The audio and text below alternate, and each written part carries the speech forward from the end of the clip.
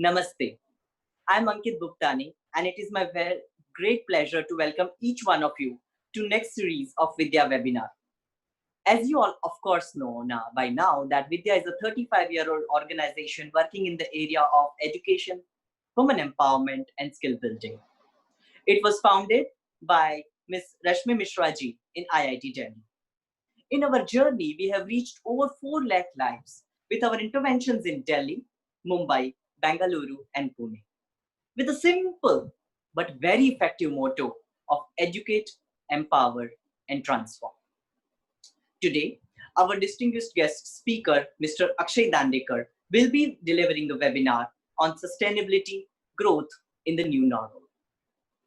Before I hand over to Mehala Nagarajan, Head of Digital Empowerment Program of Vidya Mumbai, it's time for some small housekeeping announcement. Our guest speaker has requested all of us to interact with him and all the panelists during the course of webinar. So feel free to ask your question not only in the Q&A box, but also in the chat box. Not only questions, if you have any comments or suggestions, feel free to share that as well. With this, I request Mehala to introduce our guest speaker. Thank you, Ankit. Good evening, everyone. I'm glad to introduce our guest speaker for today, Mr. Akshay Dandekar, a good friend of Vidya.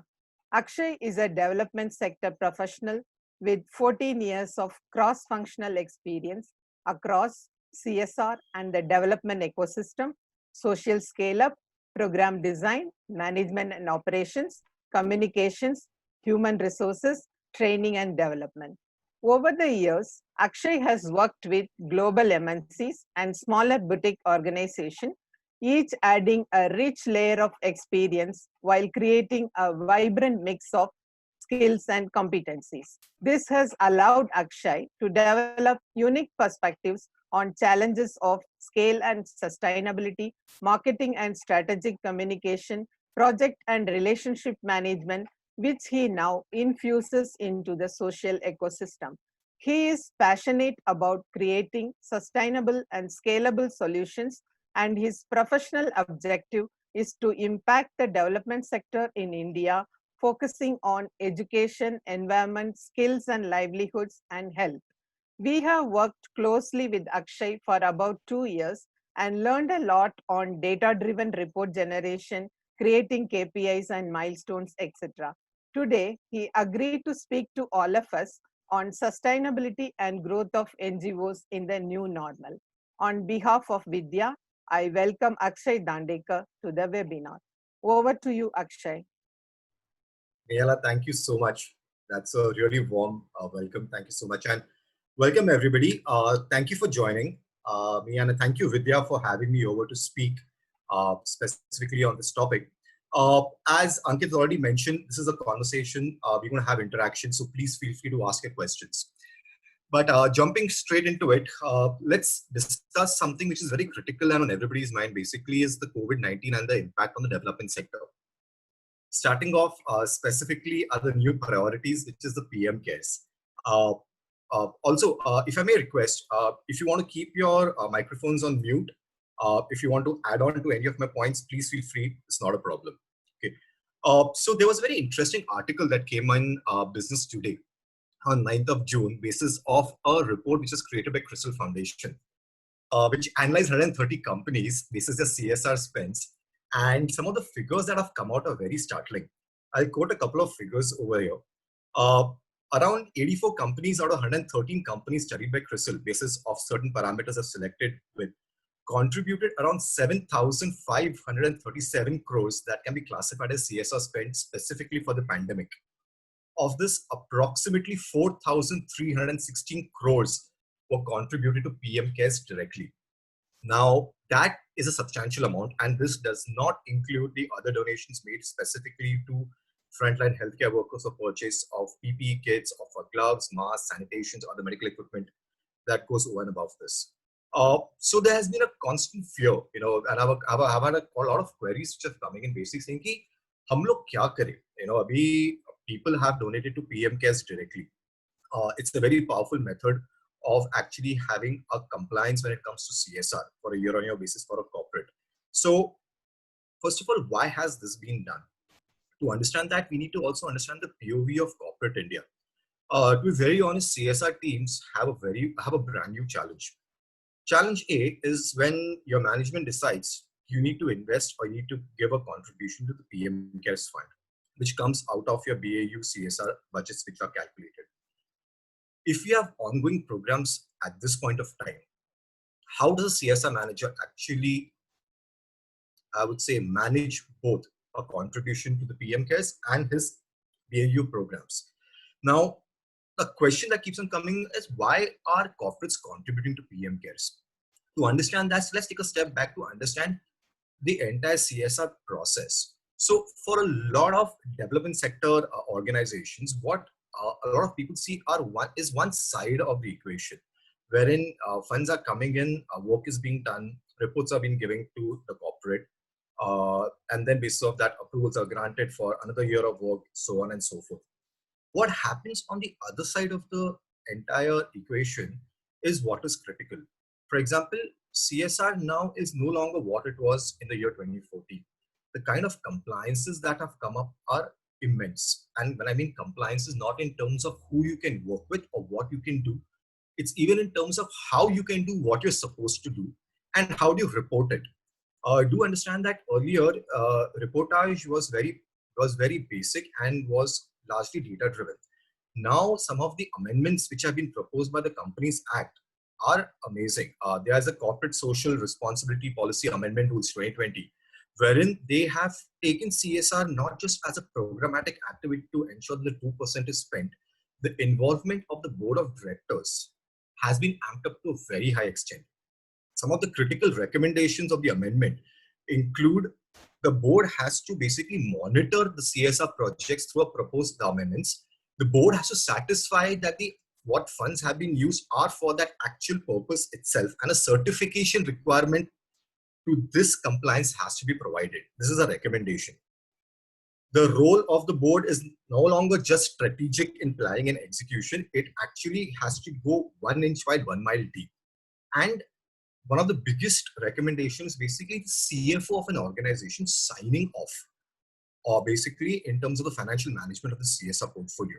So if you look at all of these are very large compliances. For an organization already encumbered with its own compliances running an organization, then with CSR, the myriad current CSR rules, these are some of the proposed rules. Some of the other rules proposed also include expenditure in terms of the unspent funds in transfer to an escrow account. After 3 years of transfer, unutilized funds to be transferred into a fund which is set up under the Schedule 7. So all of these compliance makes a corporate think, what is a way where we can achieve basic compliance? PM Cares को दे दो, उससे क्या होगा? एक certification मिलेगा कि PM Cares को दिया है. It is being confirmed by the MCA. It is a CSR spend. So the compliance is met immediately. And this, in my humble opinion, is something which tops the mind of a lot of CSR managers. Ki how do we ensure greater compliance? Abhi baat rahi about the current programs and how do we actually balance them. So for CSR managers, and especially if you look at our sector like education, everything which we do, for example, in education, the kind of restrictions which we have right now on executing projects are vast, leading to a lot of underspends. Now, if underspends are going to be accumulated along with these new compliances coming to the fore, how does a corporate manage? That is a critical question. So when you look at all of these factors, the PM Care looks like a very attractive proposition to actually give money. Along with that, of course, for a lot of corporates, it's a very positive reinforcement of its brand, saying that we are a responsible brand. The current sentiments in India also saying that we are with the nation. So it just adds a lot of positivity to the brand. But at the other end, what the development sector is now being challenged basically is, will there be adequate monies available to run the current programs? So that is one very critical one. And the next question will probably be basically, is this permanent? Are we going to keep on contributing to, so this year we have had COVID. Agle saal, there'll be another flood. There'll be another pandemic, for example, another natural calamity. So this trend of donating towards the PM Cares or any other fund, is it going to be there forever? I say it has started. The momentum has already been built and it is not going to go down. What we have to ensure is that how do we make our programs resilient to these challenges? is one very critical one. So is it permanent? Maybe. I would say the trend may go up and down, but the die has been cast, the ball has been set into motion already. So what we can expect is this kind of contributions are going to keep on happening.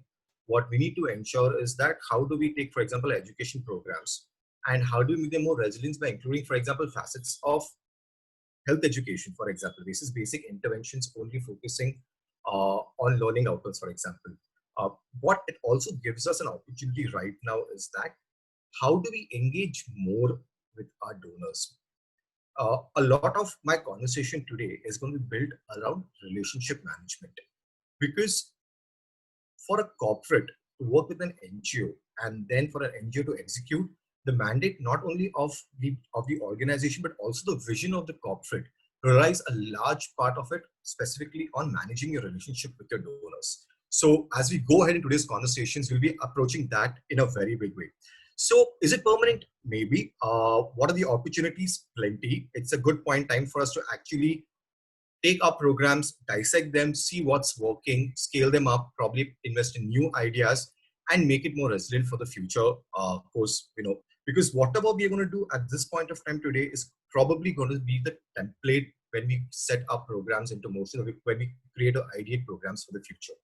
So about PM cares and about what the entire priorities are, this is how I broadly see. And basis of this, I believe Ankit has a question which he would like to ask. Ankit, question from you, please. Yeah, thank you so much, Akshay, for sharing these details on the CSR in general in India and the changes due to the COVID-19 and PM cares. And that leads me to a question which I always had. And that is because I have been active in the CSR sector for last 10 years. One thing which I'm observing, Akshay, is it is becoming more and more difficult for a standalone NGOs to survive for various reasons. But one particular reason is that, and as you would agree, that more and more companies, as they grow, as their CSR budget grows, they start their own NGOs or foundations. So their money, which used to go towards the standalone NGOs, are getting diverted to their own foundations. In addition to that, now due to COVID-19, we are expecting the economy to grow down, and depending on that, the money dedicated towards CSR will also go down. And eventually, this year we are already facing that, many of the NGOs, and next year there are chances of more challenges in terms of finance to the standalone NGOs. So my very simple question to you, Akshay, is how does a standalone NGOs like Vidya and many others survive in this time wherein big companies are having their own foundations and smaller companies are going towards PM cares and things like that, in addition to that, economy going down? Right. Okay. So Ankit, one observation over here which I can make and which forms a part of the answer to the question is, if you see, there is a very select club of organizations that actually have foundations which run for them. This club, in my opinion, is very niche and it's really exclusive. Because you do realize that, so I work in a corporate foundation myself. The kind of energies, efforts which go to run a foundation which is executing your CSR mandate is immense. And unless an organization is at a level where it can spin off, a Section 8 company, register it, and then equip it with the resources in terms of manpower, infrastructure, and finances to execute its mandate, is selective. What is going to happen again? So if you look at the top companies, they have their foundations. Okay, I can just take some names which are generic. Reliance Foundation, Pakado, Ambuja Cement Foundation, Pakado. All of these guys have resources which are vast. Right. Okay. Herein, the interesting thing is CSR is but universal. CSR is not restricted to an exclusive club, right? No matter what your size is, once you fill in the mandate of, once you're compliant and you have to conduct CSR operations, you have smaller organizations who cannot afford to set up foundations. To be very honest, what they will do basically set up a foundation, but the end implementation will still be carried out via a implementing agency or an implementing partner, IR and IP. So that is going to happen. What we need to change, and I'll be very blunt with you, is who do we target to be our partners? Do we target a tier A who already have their own foundations and may, out of their unrestricted funds, may fund you for a parallel program? Or do we look at those tier B or tier C, if I may call them, organizations who really require partners? As I've mentioned before, just some time ago, the compliances are increasing. And trust me, the compliances are not going to go down. They're just going to keep on increasing year on year on year. So those guys require help. So who is going to be here to help them? It's going to be you guys. It's going to be you as Vidya. It's going to be you, other NGOs who may be a part of this conversation today. So I want to say that the playing field has been eaten up by larger corporates, and hence the funds will dry up. That will never happen. As long as there is a need, and as I mentioned before, I was mentioning to somebody else earlier today, the challenges are vast. How much can a corporate foundation do, and how many of them? Okay, 100 corporate foundations, kitna kar lenge? Nahi kar payenge. They require you guys eventually, right? Another thing I do understand, Ankit, is that when you set up a corporate foundation, there is a learning curve for the foundation, right? It has to come up to speed. You staff it with as many subject matter experts as you want. Those guys, unless they work together as a cohesive team, they cannot drive impact. Right. What they will do is they'll achieve targets, but will that create impact? So for them, again, it's a 3, 4, 5, 6, sometimes 10, 15 years learning curve, after which they can proudly portray their work as in what, yes, this is what we've achieved, right? So there's a curve for them also. So that answers, in my opinion, one part of your question. The other part in terms of, will there be enough funds? What's happening this year? And again, how is CSR computed is basically 2% of the average net profits of the immediate 3 preceding years. So अगर एक साल में impact होगा, पहले 2 साल का अच्छे profits रहेंगे तो पैसे आ जाएंगे. What is going to change right now is how much of that money is going to go to a PM cares, and how much of it is going to be available for you guys or the development sector to actually run your programs. So this is what we need to keep a very, very clear eye out. And what has worked till now is going to work in the future. I'm going to reiterate this over and over and over again. How we keep ourselves relevant in today's time is what's going to attract a donor partner to you. Your existing programs, what has worked till now, should be reinvented, can be reinvented, and let there be a value proposition on why the change is happening. Once you show that, once you build the integral 3 components of trust, confidence, and transparency, backed by open communication with your donor partners, things will work out. The amount of monies coming in for program might go down, but monies will not stop coming in. So what we need to do maybe is rationalize what we do.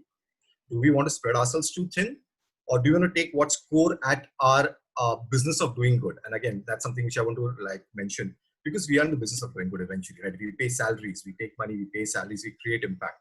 So how do we go back to our core competencies? How do we improve on them? How do we take them to scale is what's going to be critical. So these are the 2 responses I would have for your question, if that satisfies your query. Absolutely, thanks. Some ray of hope from your words. Thank you. No, that's absolutely fine. Okay, so if you move on ahead, I'm going to touch basically on program sustainability. And when I touch upon program sustainability, I'm going to touch upon not just in terms of, are we in touch with the communities, our students, how are we engaging with them, but how are we also ensuring sustainability of programs for our donor partners? Okay, so we all agree communities are our bedrock, right? We are nothing without them. What we do, what the kind of programs we execute, our mission is basically to ensure that they have a better standard of life, they are equipped with the required skills, they have the right access to education. So one question you may need to ask yourself is, what has been your relationship till now? Has it been a programmatic relationship of us driving a program to engage with our community so that KPIs are met, so that we can project to our donor that yes, we have achieved a coverage of so many students or a grade improvement? Is that what it is, or is it a plus beyond that? This, in my opinion, is something which you need to revisit. What are the expectations from us? Are we listening to them? Are we just hearing them out? A very big difference, because right now the need is from the communities over to us. We need to know what they want. A lot I have seen in my experiences that a lot of times programs which are executed or which are run, or which are deployed, largely is what the donors want it to be. And I'm not going to mince my word, it happens a lot. Because eventually for sustainability and to run our programs, we require funds. So sometimes we accommodate donor requests to do a particular kind of a program. Now, in today's scenario, will that help? Because the donor is not a subject matter expert. He, in his infinite wisdom and his limited knowledge, wants a program to run in a specific way. But who is a subject matter expert? It's you guys. You guys have the ear to the ground. You have your people with the feet on the ground. You have the pulse of the communities. You understand the education system or your specific sector in which you work in. And your people are the direct interface. So to sustain programs from here on forth, it can no longer be what the donor wants. Of course, it has to be what they want in a way. But to a large part, educating your donors at this point of time that if you want your programs to be sustainable, we need to work in a specific way, which means probably if in a 3-year in a 3-year programmatic relationship, for example, we have set certain KPIs which is set initially, keeping in mind the environment when the program was either ideated or created or implemented, may not hold true now. So we may need to have a relook to ensure that program sustainability happens. Please bear in mind that no donor is impractical. A common thing which I've always heard is that donor ko samajh mein aata nahi ki kya chal raha hai. He may not understand the nitty-gritties of what's happening, but he does understand the fact that his money needs to get spent, and you are the guys who are going to help him do it, right? Why is that? We are at the end of the day an interface between the development sector and the corporate who we work for. So you guys are the karta dharta, we are just an interface.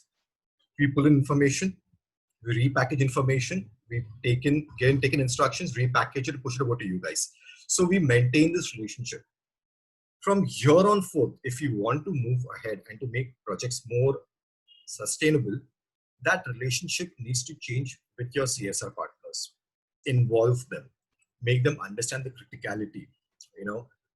For example, the one thing constantly which we are hearing about is e-classes, online education.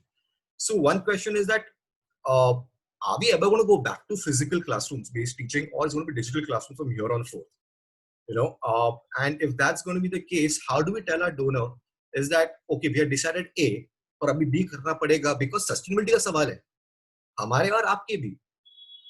The CSR manager has pressure on him to ensure that funds are utilized. Otherwise, there are compliance challenges. So it's not that he does not want to spend money. What he requires basically is confidence from you guys, is that if we do this in a particular way, keeping in mind today's scenario, things will work out. There will be teething problems. There will be learning challenges.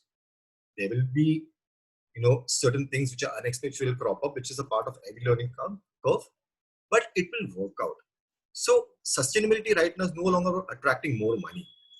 I beg to differ. It's about using your existing funds better, smarter, and at the same time ensuring your donor partner understands what it takes to have sustainable programs in today's time. So a large part of it is how do we reinvent ourselves in terms of our own processes, our systems, and how do we educate our donor partners in terms of what do they need to do, how do they take the best of steps forward to help us do better and in turn help them execute their mandate. So sustainability of programs eventually comes down in a very large way to do these two things. And basis of this, I believe Urmi had a question. If Urmi is on the call, she may ask us questions, which I believe which was specifically on program sustainability. Yeah, thank you, Akshay. My question is related to the same topic you're talking in the program, is program sustainability. As we all know that this is a transition for all of us, as well as for our beneficiaries in the community.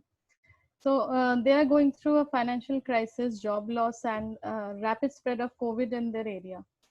Amidst all the changes and stress, we are conducting our online classes and asking them to join it. So my question is how to motivate them and simultaneously how impactful this will be. especially in Okay. skill-based program, Right. where Any point. beneficiaries may not feel connected to their skill trainers and may not find it engaging. So Right. yeah. This is good. This is a very nice question, Ruby. Thank you so much for asking this. Uh, so, how do we motivate them? In my opinion, is a direct factor of the outreach we've done and the relationship the organization has created as beneficiaries and communities. Uh, Skill-based online classes is going to have a challenge specifically because the hands-on approach will no longer be available. So right now it is even more critical to understand each and every of a beneficiary. Earlier we used to have a classroom and we used to have students who we used to teach, for example, and we used to teach students to absorb. And okay, we know child A from child C to child D to child E, but did we really know them as the child he or she is? And this is them talking when we had access to interpersonal communication, where you're sitting one-on-one, face-to-face, and talking, and interacting, and teaching, and taking feedback. Right now, this conversation we are having is not a very personal form of communication. If we were together, in a space and talking about this, the kind of interaction and questions which have come up would have been very, very different. And so one thing basically is that knowing your beneficiary right now becomes very, very critical. What drives the particular person, and what are his or her aspirations? Because right now, okay, and if I may answer one of your questions, basically, can we gamify the entire process? Can we gamify the entire process of learning? Because I like to compete and win. I think most of the people, if given the right, inertia, given the right momentum, everyone would like to compete and win. So can we make this aspirational to attend these online classes? It is like, I need to take time out today because I need to attend this. Why? Because I feel it is something which will drive me, which will help me become better. Also keeping in mind that for skill-based classes, keeping in mind that a lot of the economy has hurt. A lot of people don't have access to incomes, right? So the next generation of learners who basically want to equip themselves with livelihood skills or employability skills, want to go out, and try to find a job. They need immense confidence, right? And they need to feel that they are working towards something and just not as chalo or a class le liya. So can we gamify the entire thing? We need to make them feel special, and the entire experience has to be wow. Because trust me, I came across somebody that day. I was traveling and I came across one of a blue collar workforce and their child. And he was telling one of my friends at how he's heard that जहाँ मेरी माँ काम करती है उनके घर पे उनका बेटा सुबह 9 से लेके दोपहर को 2 बजे तक क्लास पे बैठा है. He had a twinkle in his eye. He was like, wow, that is so awesome. He's getting to do that. So how do we get that same expression, that same thing into our mode of communication? For him, it's an aspirational thing. मुझे भी वहाँ जाके बैठ के मुझे देखना है क्या हो रहा है. So how do we create that aspiration? And for that, every program is different. For example, every skill is different. So how do we brand it? To be very honest, how do we package it? Because right now we are selling hopes and dreams to up, right? It's no longer attending a livelihood class to get some basic employment. That time has gone. It will not work anymore. So we need to rebrand it. We need to repackage it. And these are not just classrooms we're conducting. We need to have the students understand, Baba, this is what's going to take you to the next level. Even more so, given the fact that none of the students are blind to what's happening around them. They know the situation around them. They know probably sometimes they may need to jump in and pitch in and help in the family, expenditure processes. So if we do all of this, I believe that it's a good start, and then once that basic momentum is generated, we just have to sustain that over a period of time. I believe that is the best thing we can do right now till the time we come back into either a physical classroom session where motivation and this teaching methodology is far simpler, or we a blended process, which is part classroom, part online. So then at least there is a halo effect, which is carried forward. So that would be my response to your question. Okay. Thank you so much, Akshay. Thank you. I also have one more question. Please do. So yeah, so due to pandemic and lockdown, we cannot perform some of our physical activities like data collection, mobilization, or field visit. So what are some of the easy tools by which we can move from physical to virtual or online activities? So yeah, this is So my if this pertains to the operational part of of your activities of data management, data capture, or collaboration, there are plenty of online collaborative platforms available. Okay, I can give an example which I have used extensively for 3.5 years. Is a platform called Asana, ASANA. It is such a beautiful platform wherein if you the paid version which you should really go in for is minimal investment, but the kind of flexibility it involves. So I have run programs for 3 years completely on that platform, wherein one partner was sitting in Bundelkhand, one was in Ranchi, one was in New Delhi, and me in Mumbai. And we have run programs on livelihoods. And it is such a simplistic software wherein you can actually take your your processes completely online. So delegation of tasks, monitoring KPIs, live feeding of information, live analysis, pushing information, data verification, data analysis, validation, all of that is available. This is one of the things. But there are plenty of other collaborative platforms, but this is one I have used extensively, so I can give you off the cuff immediately. This is one you can go in for. Second thing is Google Docs. yeah. सबके चाहिए सबके favorite. Yes, yeah. Google Docs is universal. It's a no-brainer now, right? That, but certain functionalities of Google Docs will not come in Asana. For example, when you are tracking programs or when you have three of you guys working together on one particular activity, Asana allows real-time updates in terms of you'll see what the other person is actually contributing to, and you can have actually like a conversation with them over chat and co-create. Whereas Google Doc is far more linear. It's a lot of data filling and then analysis. So you can do these two things are the simple things which we can take your processes from an offline to a virtual medium. Okay, thank you very much. My questions are answered. Thanks again. No problem. We're happy to help. Always happy to help. So one request which I had basically over here is that we all are reading about COVID और क्या होने वाला है, क्या हो रहा है, क्या हो सकता है, क्या करना चाहिए. कि क्या करना चाहिए is coming up a lot. What do we need to do differently? When I've worked with development sector partners, one thing I've always given the feedback is the hierarchy, where you have, for example, in a very broad spread, if I may say this, you have people on the ground who are the actual executors. Then, for example, if you have teachers, then you have like a cluster head, for example. Then you have somebody who is higher up. Then you have the program manager. Then you have the program manager. Then liaises with the donor manager, somebody who's front ending, and so on and so forth. These hierarchies need to come down. When I mean, don't dissolve them, but make them very flexible, make them porous. Because in today's time, each and every member is a CEO. Every person needs to think on their feet कि मैं क्या कर सकता हूँ और मुझे क्या करना चाहिए. The situation is evolving so rapidly right now, and every single day we see new challenges being thrown our way. Do you really think we have the time to push it up and down the chain of command and communicate, deliberate, and then arrive at a decision which may or may not be valid at that point of time, which may be days, weeks, or a quarter ahead?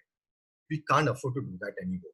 So everybody, a teacher is a CEO. She needs to think for her children and her programs what she can do best, and take that and communicate. I have had cases in dealing with my partners, and in turn, when I mean by dealing with partners, always it eventually boils down to programmatic implementation and the net result of those programs. Communication ही नहीं है. मैं दो लोगों को phone करता हूँ, two people give me two very different stories.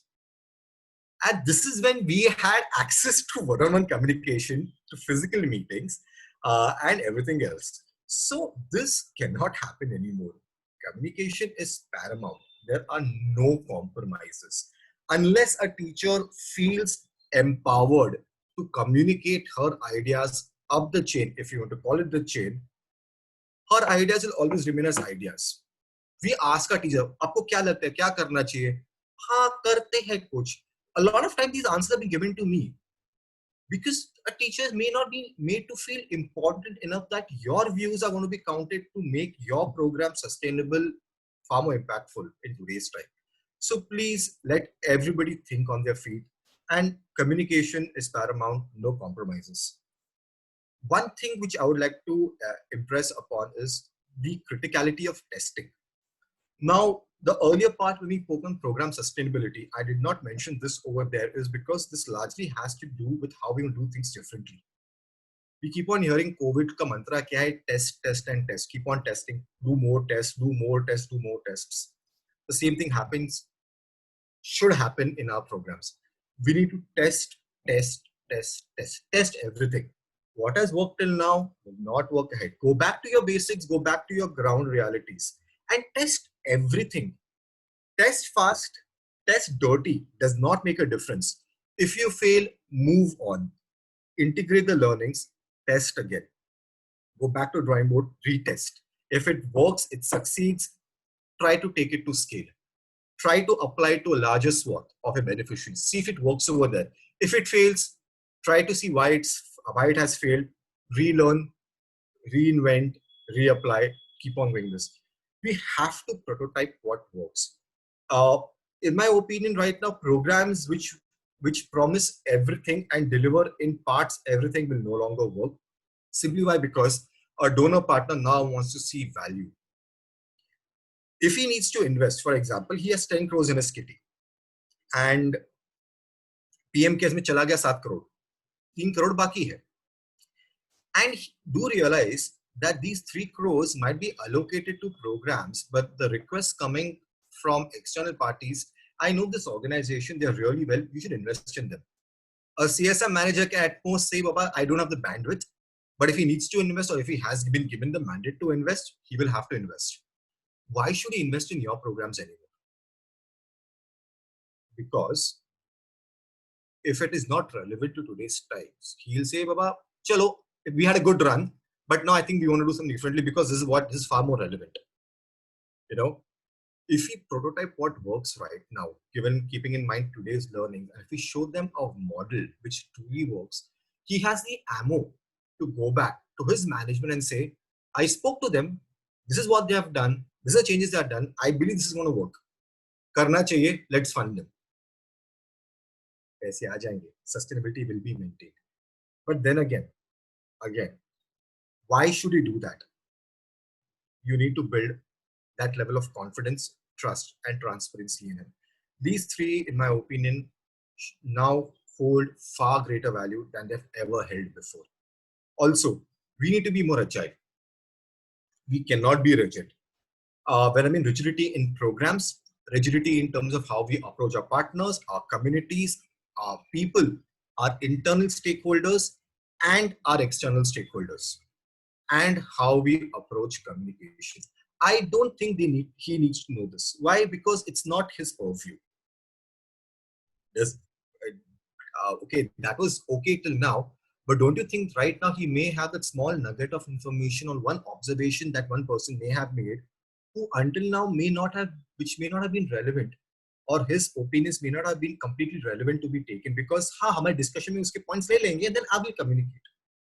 How many times has information leaked through the gaps? N number of times, too many times. And then ये किसी को बोला था, किसने बोला था ये? Damn, we should have written this. It's happened to me in meetings, in conversations with partners. Didn't somebody say this to us? Oh, we should revisit. It won't happen anymore.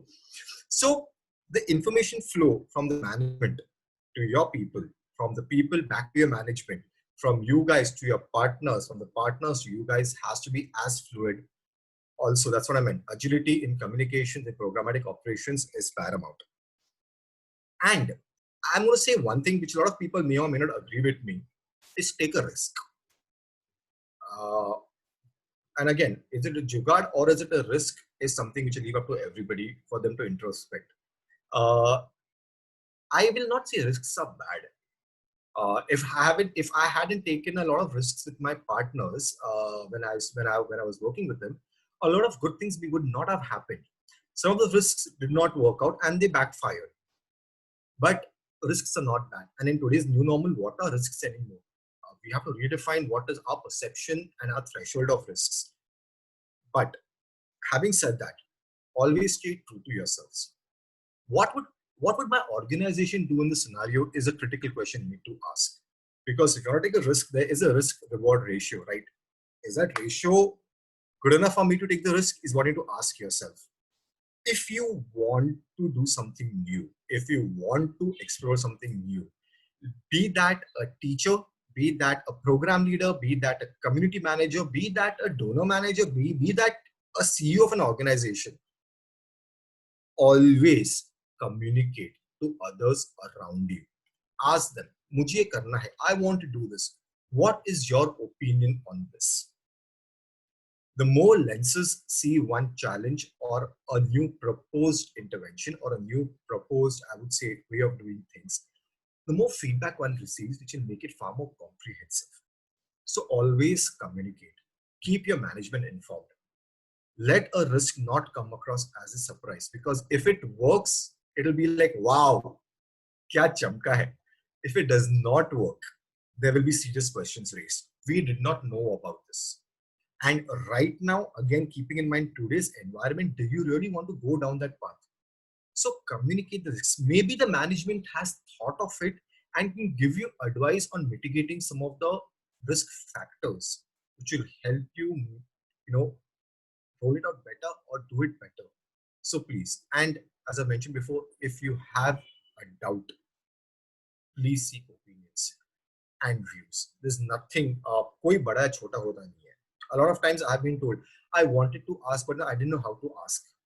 It's about just, approaching, asking a question. And that's the end of it. Kaise पूछे आपके ऊपर है. And again, then this question, if it is for your donor partner, again, boils down to your relationship with your partner.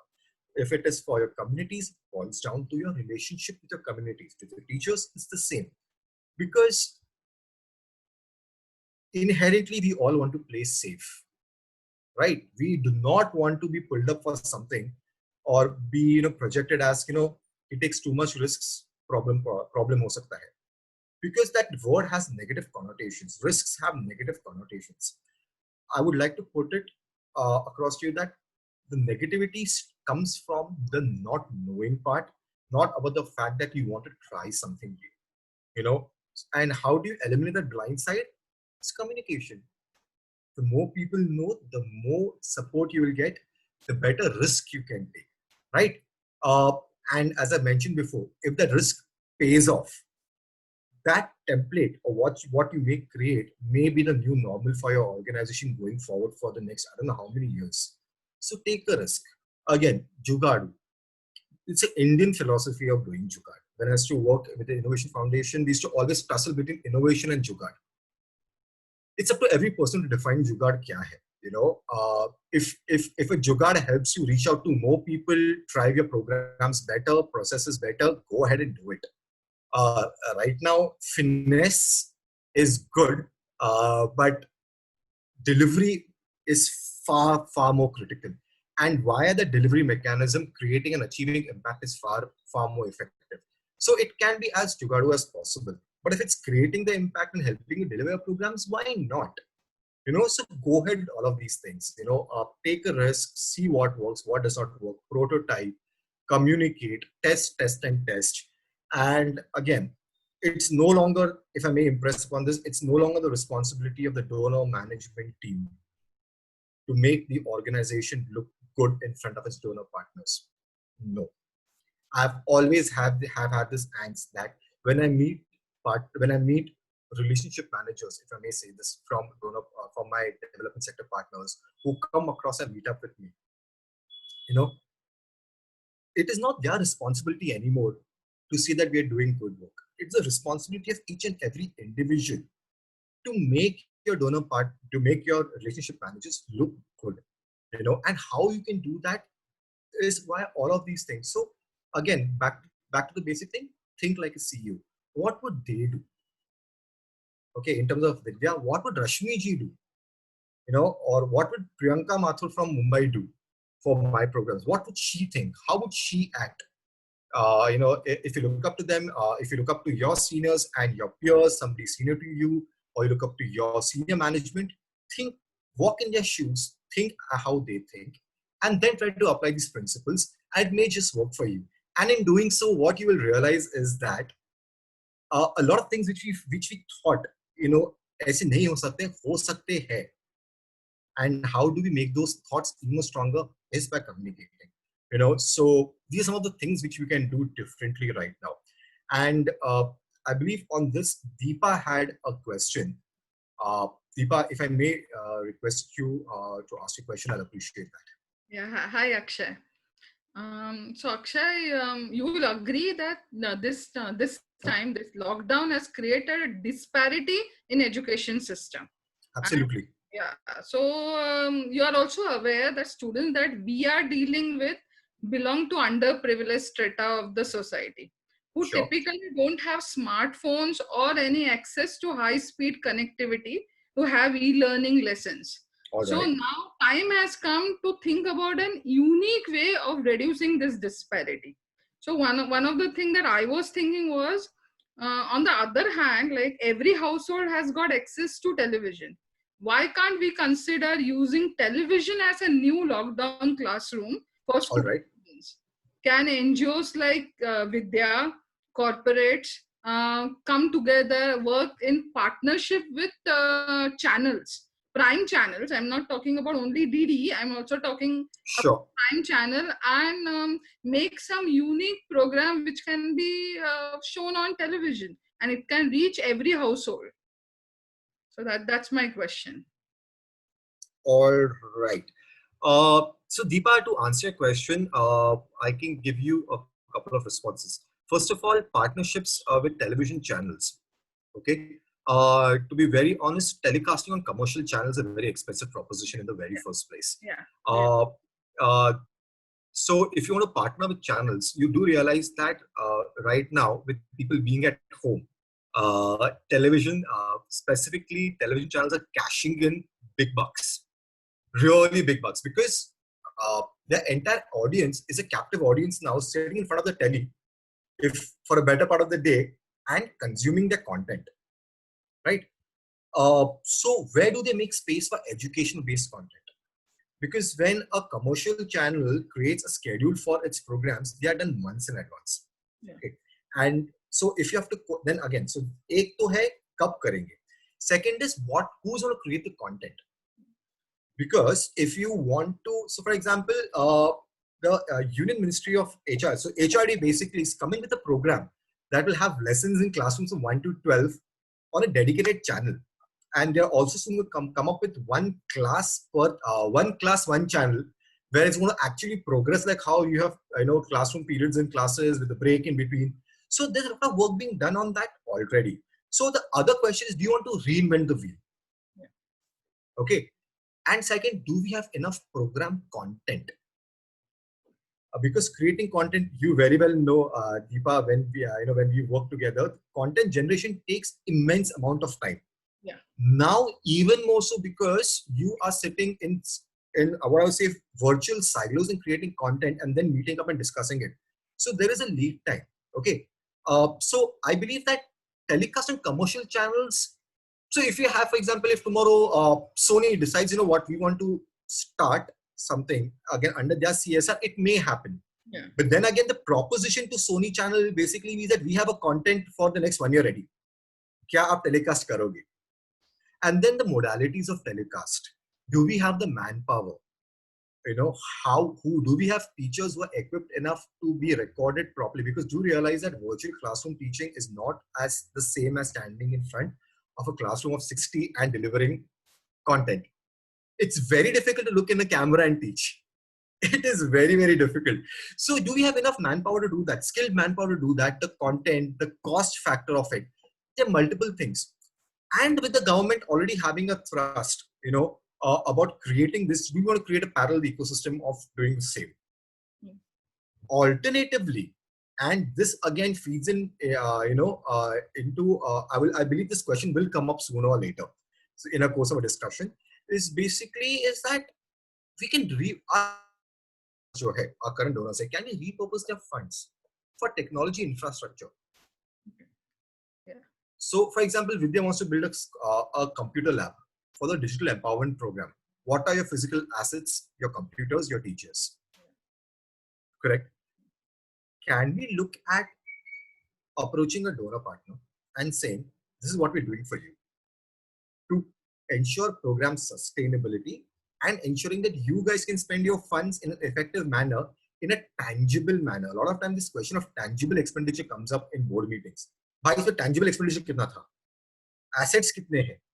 A lot of people think on those lines. So can we ask them, you know what, we will purchase assets under your CSR funds. Okay, we need to move this offline. We need to move from offline to an online medium, and we will propose a per child, like how you have DTH channel pack, a child pack, which basically is a cumulative of the cost of a digital infrastructure, your content creation, and internet charges. Internet charges. It's pointless giving digital infrastructure if there's no access to internet. Yeah. Package it, sell it to your donor, and say this is what you want to do. So what you're ensuring is that, and of course, right now, there are a lot of other development sector organizations which are creating open source content, certified open source content by the way, NCRT or other organizations. Instead of creating own content, if there's a parallel, either co-create or how you can get that content onto your digital infrastructure. And do remember that is an asset in perpetuity till the time, if it's a tab or whatever, doesn't get destroyed. So for a corporate, you can show additional expenditure. As I mentioned, unspent amount का भी बहुत tension रहता है हम जैसे CSR managers को, बहुत tension रहता है. Trust me, you have got no clue the amount of tension which you have on not being able to expend enough also. It remains an asset. You can brand it the way you want to brand it. There's a perpetual eyeball, so a corporate can create a brand identity around that. In today's time, they want to come across a more responsible brand because we take care of our people. For example, an FMCG brand who is into healthcare products or into healthy cooking oils will say that we don't only protect the heart of our people, we are also enriching their minds. It's an amazing marketing statement, wow, which they can actually sell to their stakeholders. Because eventually that's what CSR hai kya eventually. Why do CSR companies invest? Everybody wants brand managed at some point of time. Even the most understated corporates will never say no to good, positive brand publicity and eyeball capture. When I mean eyeball capture is, how do I capture the brand? How do I recollect the brand? How do I convert my brand? These are all easy tools for them. So the possibility is limitless. So you create this package, sell it to them saying ki multifold benefits hai. So you can do it this way. The channel idea, to be very honest, Deepa, wouldn't be my first go-to option over here. This in a way is something which a lot of corporates have either done in the past, so they're comfortable with that.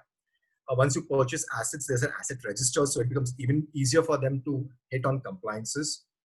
And then it's a perpetuity tool where they can keep on pushing more content. You can create more content, and then you have to think on what is the mechanism of delivery. Yeah. So in my opinion, that is what we can do, rather than going the entire television, if I may say so. No, this came in my mind because I was thinking about Z has got its own education, Z education, where with them there can be a partnership or something like that. Therefore, I was thinking on this side. So always explore. There is no harm in exploring. There is zero harm. As I mentioned before, what has worked till today may not work from here on forth. So hers kya hai? It's not a cost any time effort. It's cost some effort, but no time. There's no mod. जाके पूछ सकते हैं. You can always explore. If a channel is pro, saying, you know what, okay, fine, we would love to. Wow, means you have created it. Then it makes your life a lot simpler. If it does not work, because then again, Z might have its own interests. They might have the very own way of doing things. Again, do realize, and I see this a lot to my donors, to my development sector partners, is that running a program is not about executing KPIs. It's about aligning a donor's expectations and what they stand for along with what we want to do. That parallel, as I say, is very, very critical. So अगर वो ही हुआ नहीं, we will नहीं मुझे लेकिन ऐसा करना है, we like नहीं हमको ऐसा करना है, so it might start off, it may not run the course, to actually create impact, but please do explore. Yeah, there's no harm in exploring. Thank you, Akshay. My pleasure, Deepa. Uh, Now I will take the next 10 to 15 minutes on a very critical thing, which has always come up over and over again, is relationship management. How do we manage relationships?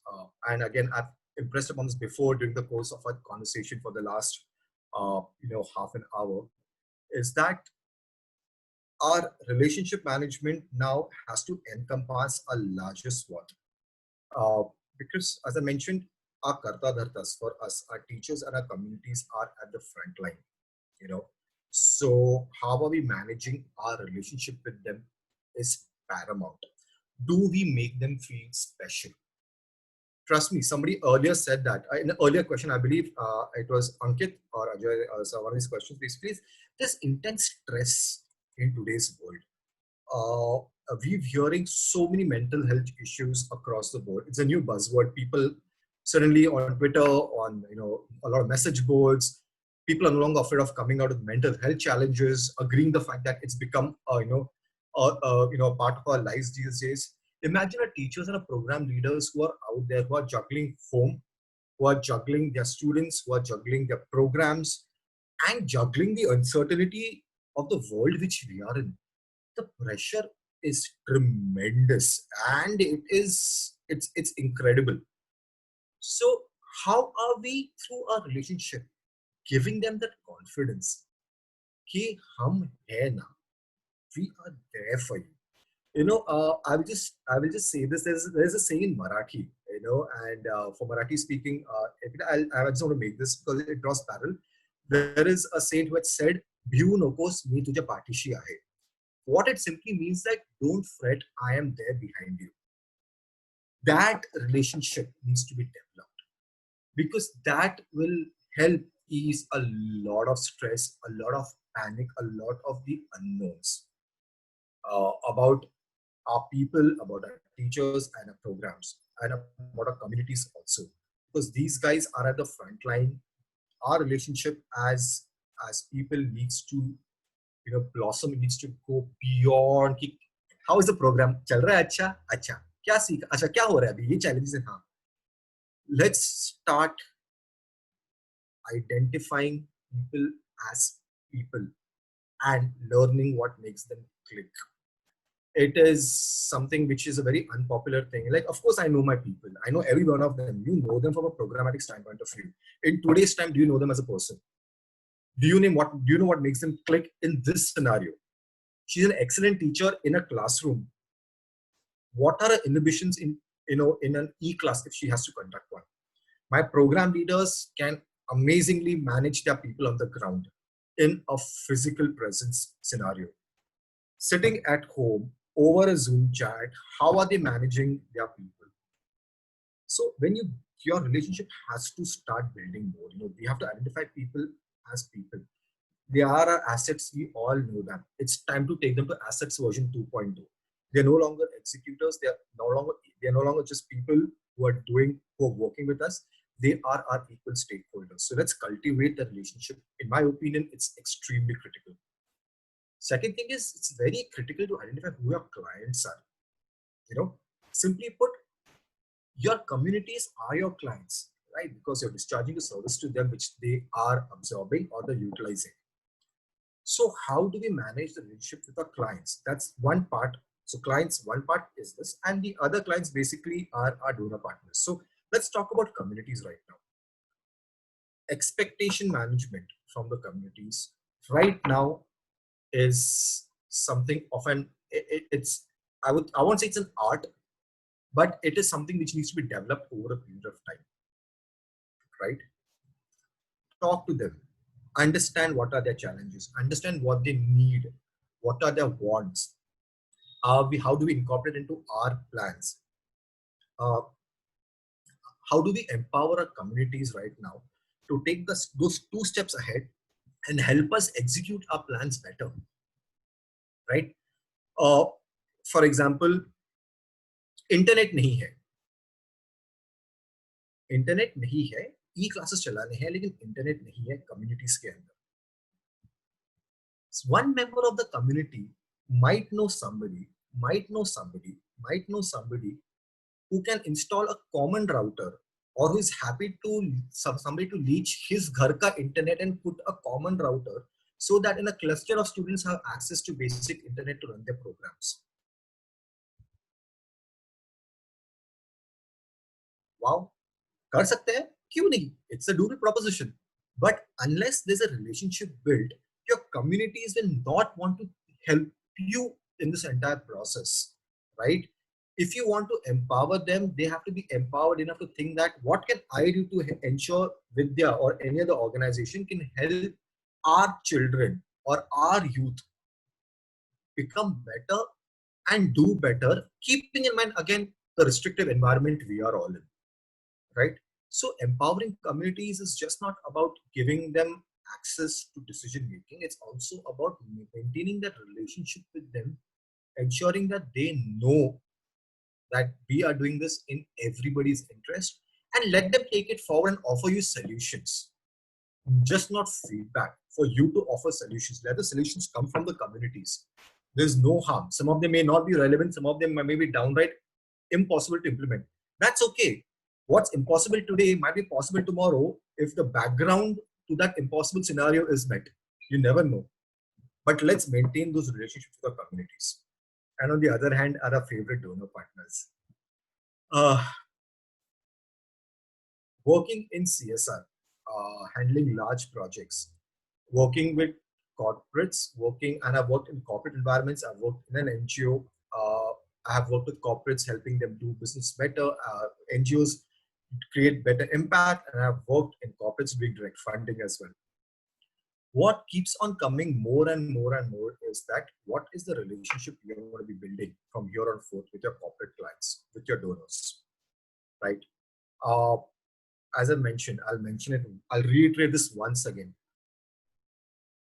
Trust, confidence, transparency, all of it backed by clear, open communication is the way to go ahead, is the way to build our relationships, is the way you will be able to manage relationships. I'll tell you why.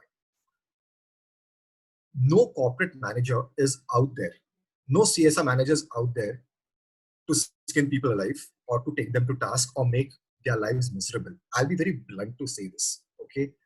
We are not here to, I've got this feedback. Donor na bahut cut karta hai. कितने सवाल पूछते हैं, क्या क्या report पूछते हैं, क्या क्या पूछते हैं, ये पूछते हैं, वो पूछते हैं, weird KPIs बोलते हैं, ये करते हैं, वो करते हैं. All are justified. A question is, why do we ask all of these? Right? Right at the start, I mentioned the compliance aspect of it. We have immense compliance we need to deal with. A CSR manager has compliance not only for fund management, he has compliances for reportage, he has compliance for audits, he has compliance for secretarial standards, he has compliance for board management, he has compliance for the Ministry of Corporate Affairs, he has compliances for the Register of Companies, he is responsible for the board reports, he is responsible for data management, which is represented as a part of the director's report in every annual report. A CSR manager creates that content or is instrumental in feeding content or data to all of these, right? So when we ask questions or when we have certain expectations, they're not unrealistic.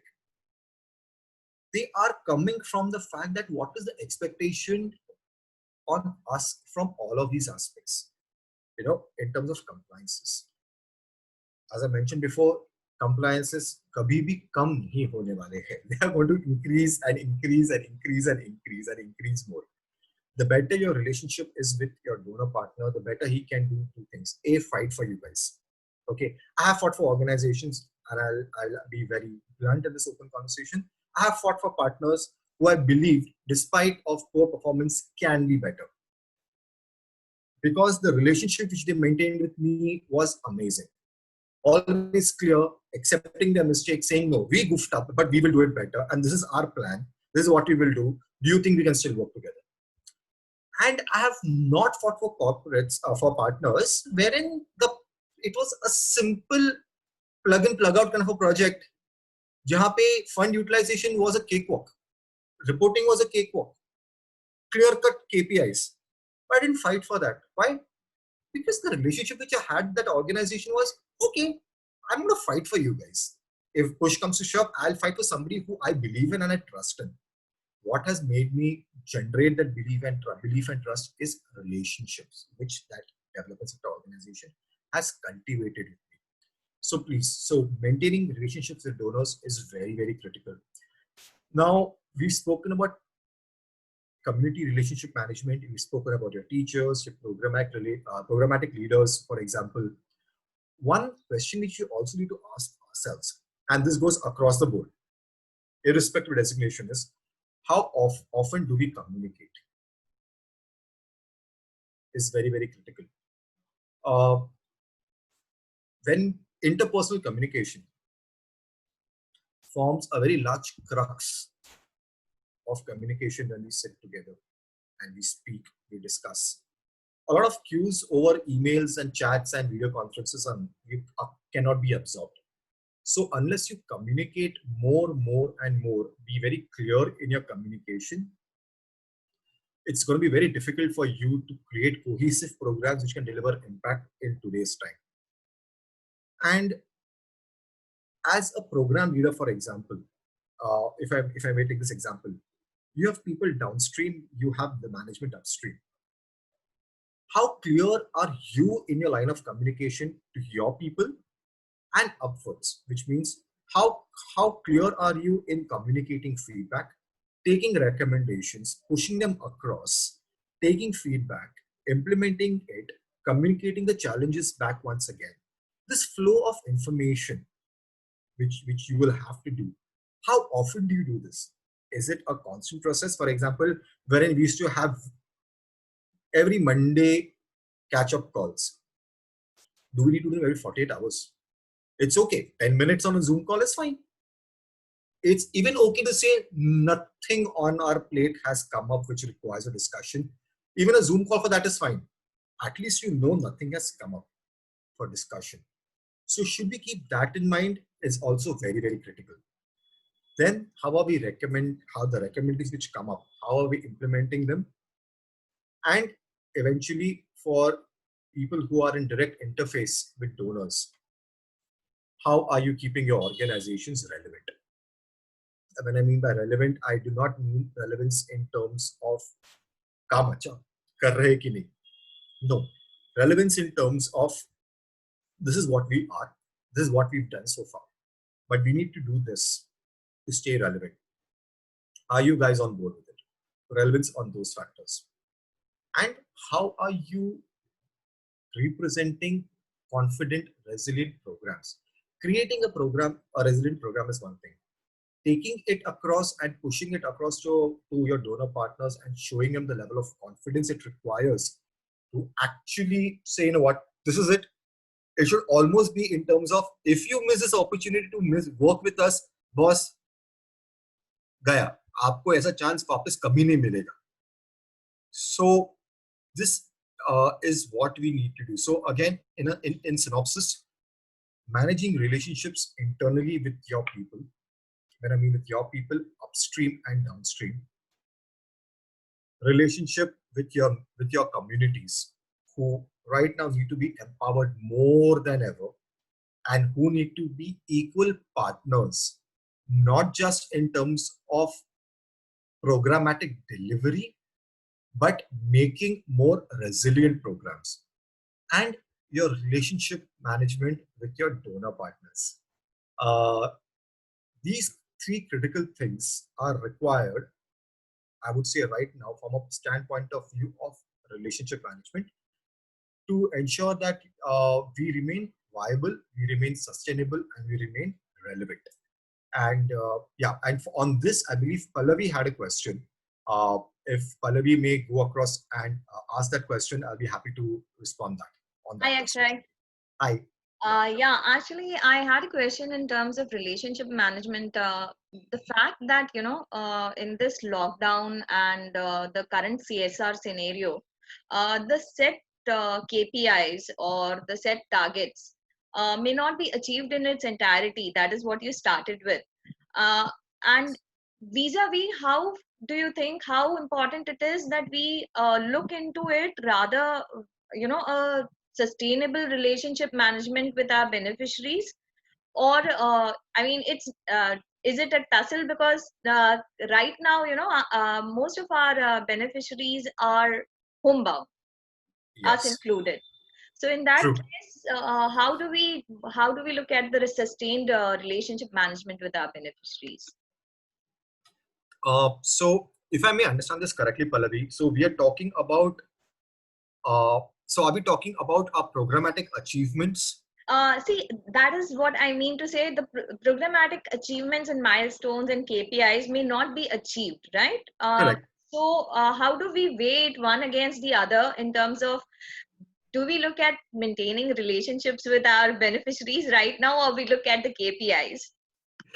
Uh, so, Pallavi, to be very honest, it's a catch-22 situation, and there is no easy way out of this. It's not a simple yes, this is what you can do. To Right. it's not an SOP anymore.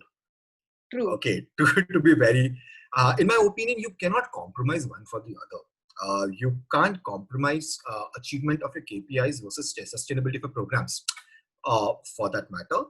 Uh, because okay, so take this. Let's take a scenario. Okay, there's a donor partner for you who's funding your programs, and you go up to him and say, एक problem आ चुका है and ये साल के KPIs ना हम meet नहीं कर पाएंगे. The CSM manager goes, okay, नहीं मीट कर पाएंगे. तो क्या करने वाले हैं आप? हम मीट नहीं कर पाएंगे because इसके लिए इन्वेस्टमेंट होगा एंड देन अगले ये साल की सस्टेनेबिलिटी या अगले साल की सस्टेनेबिलिटी में थोड़ी बाधाएं आ सकती है. तो शायद we are not very comfortable, we may not want to do that. Right. A donor partner will think to himself, what is the challenge over here exactly? Correct. Okay, if your relationship, Pallavi, with your donor partner is amazing, okay, again, reiterating the three pillars I kept on speaking about over and over and over again. So are those three pillars in your relationship with your donor partner there? If they are there, how strong are they? Right. You show value to any CSR manager, he is not going to say like, no. Correct. He'll do that if he has no confidence or trust. Right. Right? As CSR managers, as I mentioned, we juggle balls, we juggle multiple roles. One of the roles is that I need to expend. Expenditure करने के लिए KPIs meet होने चाहिए. Because KPIs meet होंगे तो आप मुझे बोलेंगे कि KPIs मीट करने के लिए इतना एक्सपेंडिचर हो गया, इतने सैलरीज दे दी, इतने ओवरहेड्स हो चुके हैं. This is our expenditure. बराबर. On the other hand, sustainability नहीं रहेगा तो प्रोग्राम क्या रन करेंगे? सच. So it boils down to how you have built your relationship and the confidence. Up CSR manager may say, you know what, let's do one thing. ये 3 साल का project है for example, ये साल मार खा लेते हैं, अगले साल let's break new ground and let's see what we can do better to cover up this year's losses. Correct. If a donor partner says that, if a CSR manager says that, or a head of the CSR of any corporate says that, he will then need to take that to the CSR committee. Correct. And he will then fight for you, saying ki this is what they have said, I'm in accordance with it, I believe we need to do this. Let's take a hit this year, let's be sustainable next year, or if it's not sustainable, let's plug in the gaps this year, let's take a hit, but let's become better next year. But if he has to fight for you, why should he fight for you? Correct. Is a question you need to ask yourself. That belief has to be there. Yes. That nail on the head, the belief and the confidence. And along with that, we have to, I think it's a very overused word. And to be very honest, be flexible. अब अभी flexibility क्या है? How do you define flexibility? Is that कि हाँ हम कुछ भी करेंगे, आप बोलो हम करते हैं. Is that being flexible? No. Is it that no, we are flexible within this particular framework, उसके beyond लोग नहीं कुछ कर सकते. Is that being flexible? Because every program is unique. The challenges to every program is inherent to a program, and those challenges are unique. You will agree with me as somebody working in an education-based NGO, no two programs are alike. Oh, yes. Any of two Vidya programs, even if eventually is the common goal of educating children, Correct. they are different. They have their own complexities, their own challenges, and the own way with dealing with those challenges, right? So since every program is unique, as I mentioned before, the risk and reward has to be carefully weighed. Is the risk of not meeting your KPIs being the reward for sustainability for next year? Is that Right. what it is? Or is it relationship management the biggest reward you can take by taking the risk of telling your donor partner, bhai, this year we can't do it? Trust me, there's nothing more, if I may say, there's nothing more comforting for me as a CSR manager, wherein I have an organization which comes up to me and says, we can't do this year. Right. It just makes my life easier. How? Not by saying, abhi funds denge nahi inko, chalo, mera kaam to aasan ho gaya. That is another thing. It makes my life easier by helping me communicate to the right people internally about what needs to be done and what can be done. Because I've always mentioned, वो तो ताली एक हाथ से बजती नहीं है. Very true. CSR, you can't conduct CSR unilaterally, right? There are CSR partners and there are funding agencies or donors, so on and so forth. So that's it. It's as simple as that. Risks and reward has to be weighed in very carefully, keeping in mind again parameters in terms of what is the mission vision of the development sector organization, the expectations of a donor partner. These two cannot be ruled out. So when we be flexible, there are certain underlying tenets which have to be kept in mind, right? And then again, What I guess is what you're saying is you need to keep your donor partners in confidence of what are the changes that you're adopting, absolutely. and also because as time passes, one may take priority over the other. So we are going to be juggling. I'll be very honest, over the next couple of years, what I strongly see is that there's going to be a lot of juggling involved in terms of balancing this very thin line of program sustainability and achievement of KPIs. right. Because there is going to be movement of funds around, a line item wise, for example. As I mentioned before, you want to repurpose certain budget line items for purchase of infrastructure. True. You know, so वो कर सकते हैं. There's a lot of things which can be done, but it eventually comes down to effective communication. There is nothing on this planet, in my opinion, cannot be solved if two people sit down and communicate effectively. Agreed. And On this line, I had another question, Akshay. Please. See, basically, what has happened is this pandemic, it has caused a very great digital divide in quality education per se. See, because what has happened is we have two stratas right now. One Right. where the child has access to the technology and is sitting at home and is still learning. True. And एक अलग strata ये है कि वो बच्चे के घर में एक या दो फोन है हाँ जी. एंड इंटरनेट हो भी सकता है, नहीं भी हो सकता है. So in that case, how do we, like Deepa also asked a similar question. What are the bridging strategies that we can use? See, because I'll be very honest with you, some of us are connected with our students only on WhatsApp, right? And we are utilizing that as a tool that we never thought that we'll use WhatsApp as a educational tool, right? True. So when we started doing that, we are getting responses from the students, but we realized there is a very big divide because some students, again, they don't have access to this at all.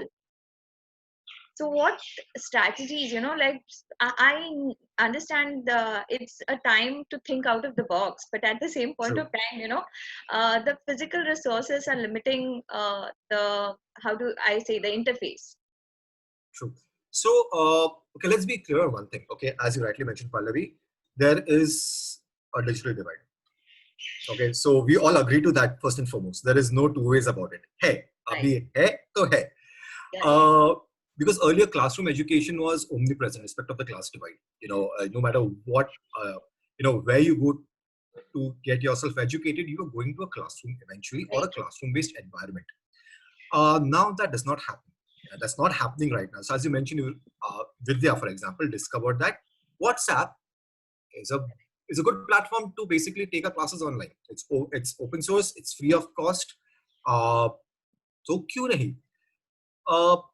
This, in my opinion, Pallavi, ties into an earlier answer I've given in terms of how about the infrastructure procurement under CSR for education-based programs. Right. See, it's simple. If you want to bridge the digital divide, infrastructure investments are compulsory. Agreed. No Right? two. So what is the expectation? The expectation is each child in school and learning well, or each child learning well right now. Forget in school right now. Each child learning well, no matter which organization education you are. Principally, you want your child to learn. Right. So if you want a child to learn, it's simple. What you do right now is invest in technology and invest in infrastructure. Okay. The immediate question which I would believe a lot of people will have कि donor agree करता नहीं है, नहीं agree करता है, क्यों नहीं agree करता है? Right. The divide to bridge, it's simple. You need to ensure that there's a mode of digital consumption in the hands of your students. If this involves going back to your donor and saying, you know what, we need to repurpose our funds to buy more infrastructure specifically for IT. All right. If it means reaching out to your local ISPs and internet service providers at a very local level, right? For example, Vidya's office in Powai, you reach out to your local Powai guy and say, you know what, आपका company अच्छा करा है ना, do something for सामाजिक सेवा के लिए, give us free internet. Correct. And reach out to corporates, as I mentioned, with a package. There is nothing more sexier than a corporate which has in its front of it a proposal which has a unit cost. Child. Cost A, cost B, cost C, cost D. Create a package. Sell a package. Right? For example, when a lot of corporates have invested in feeding migrant workers who are displaced, for example, walking on the road. So when they give a food kit, they don't give food grains, they give a food kit.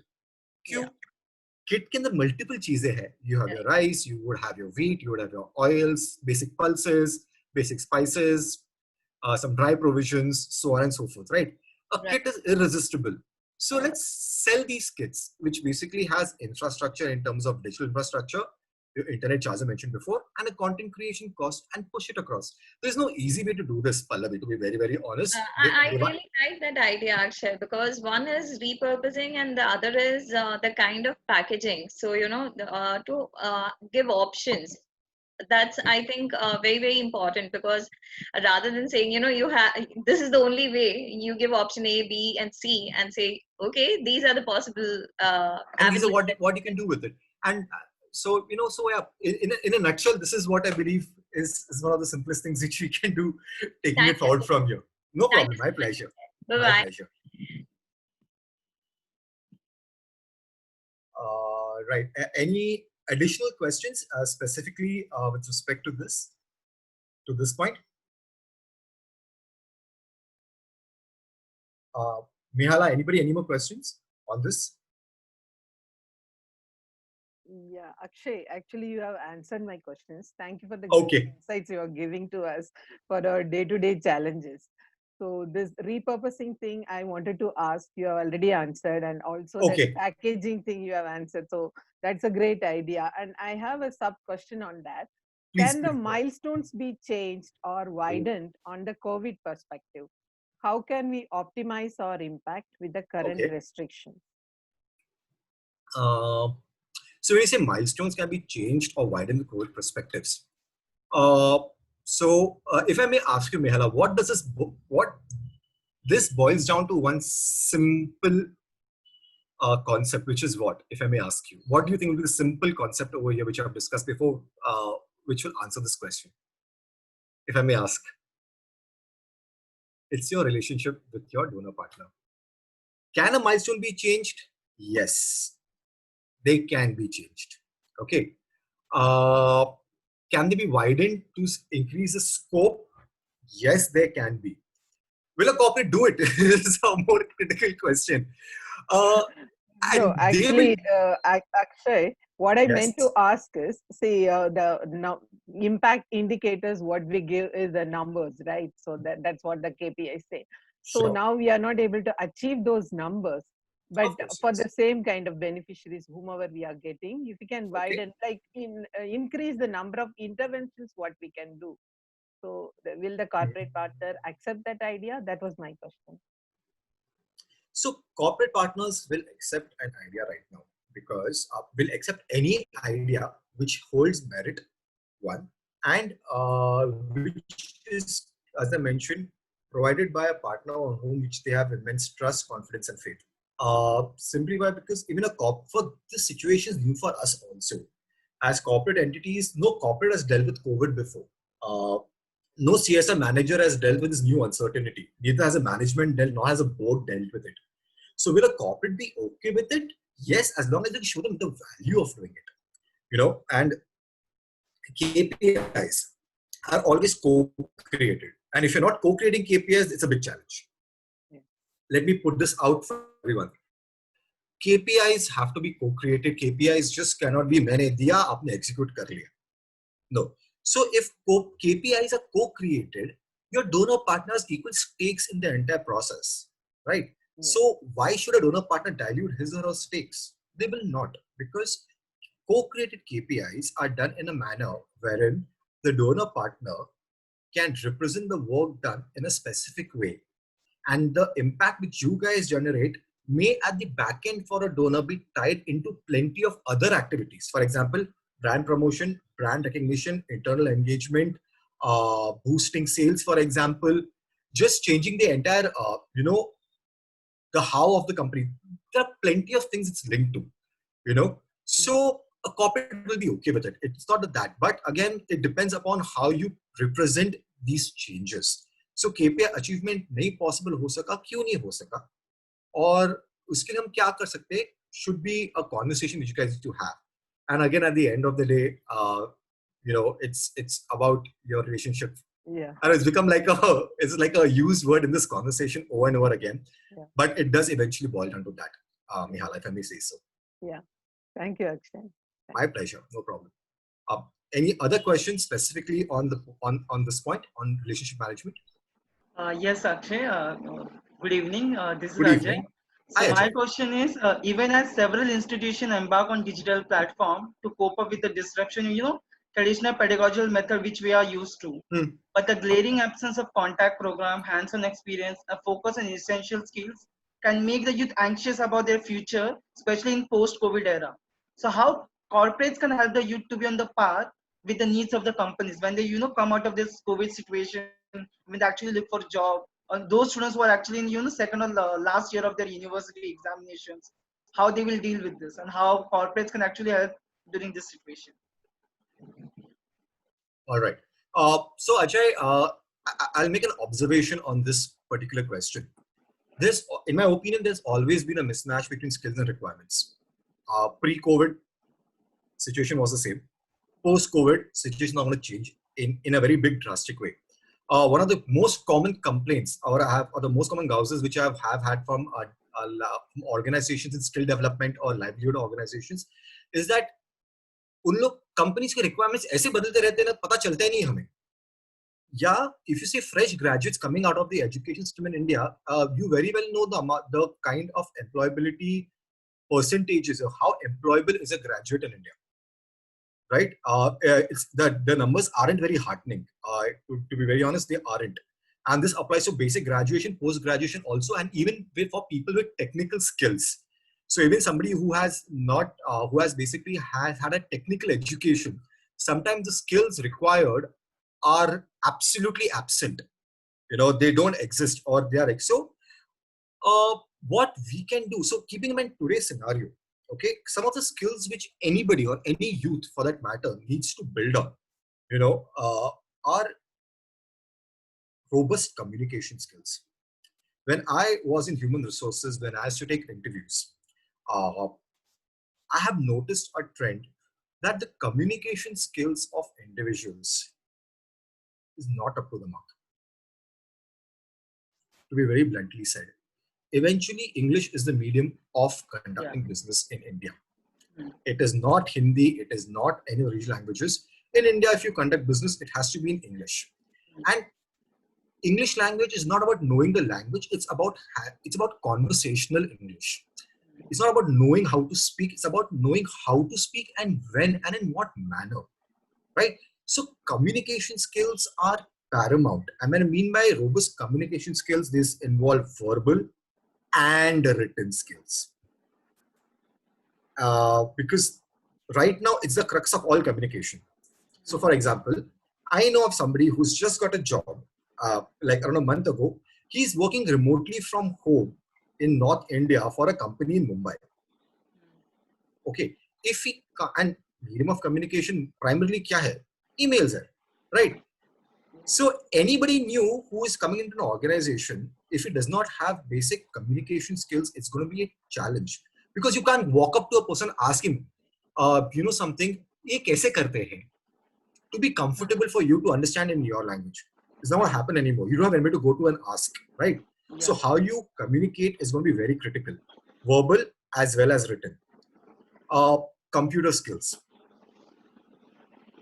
Yes. MS Office Suite is a non-negotiable skill which everybody needs to have. And now basics se kaam nahi chalta hai. I know somebody who had graduated from a very, very prestigious B school, who had come into work, who on the day one did not know pivot tables. Pivot tables nahi aate hai. These are basics, because when you do data analysis, for example, or if you have to crunch data, pivot tables is one of the means sabko aana chahiye na, par nahi aate. It's not restrictive to only people or graduates or postgraduates. So computer skills and online communication etiquettes, extremely important. How do you pose a question online? How do you interject? How do you acknowledge? How do you give feedback? How do you ask a question again? Again, yes, feedback. Very, very critical. Because see, in a meeting, there are interpersonal communications at play. You observe and you basically understand how stuff gets done. Abhi wo nahi hone wala hai, right? Yeah. So there's nobody to observe. 4 log din mein 8 घंटा Zoom call pe to nahi baithenge. Baithte आधे घंटे के लिए दिन में. So that is missing, right? So that, how do you replace that, or how do you lessen the impact of that, is through excellent communication skills and online etiquettes in terms of asking questions and receiving responses. Along with that, I believe now mental health is a skill, or at least it's something which every youth needs to be equipped with. I'm saying this right now, and not as somebody who is a panic monger, because mental health till date has been negative connotations to it, extremely negative, because people do not know how to process it. But the youth today who are going to get into the first job are going to be faced with so many uncertainties. For a lot of people, he or she may be the only earning member in the. For a lot of people, this is a make or break for them. With all of these anxieties, how do they cope up with all of these changes? Is going to be a real task. So, kya karna chahiye basically is also, getting them ready on the mental health front. So, communication skills. Today's youth will be taught robust comm skills, interpersonal skills, email etiquettes, how to ask questions, computer skills, and most very important is the mental health aspects. So some of these things, sitting at home, you can develop, right? There are free classes online where you can brush up your knowledge on Excel and PowerPoint. A lot of online classes give, option of conducting classes specifically for, online speaking, for example. So online classes for public speaking, for example. They should do all of that, because there is nothing more, I would say, confusing to have somebody join a company and not knowing what to do. Yeah, wanting to do something, but not knowing how to go about it just because you don't know how to ask. And so that, Ajay, in my opinion, is something which we should focus on in a very big way.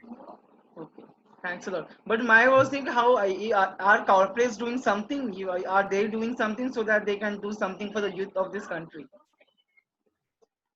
See, corporates.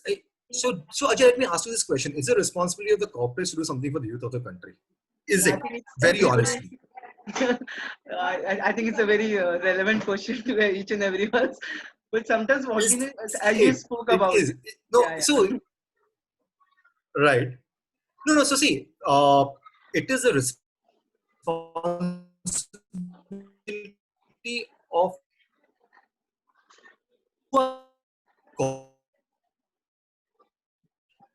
at the back end, right? Responsible to both. But to get a person, a fresh graduate, work ready, the responsibility primarily lies with that individual, right? What corporates can do, Ajay, is, for example, earlier, so there's no OJT right now, right? On the job training to hai nahi. Neither is the apprenticeship to learn from somebody, or there's no buddy system right now. You can learn from buddy. Yeah. So what they can do is they can basically increase the learning curve. So what expectation was 6 months है usually 6 months probation. Yeah, 6 months. 8 महीने करो, 9 महीने करो, खर्च क्या है 1 साल करो, if that's okay with you, right? Okay. So corporate can do that. Basically, give a person enough time to come up the learning curve, so that when the situation eases and they hit the office environment, they hit the environment running and not grappling with the basic questions. So that is something corporates can definitely do.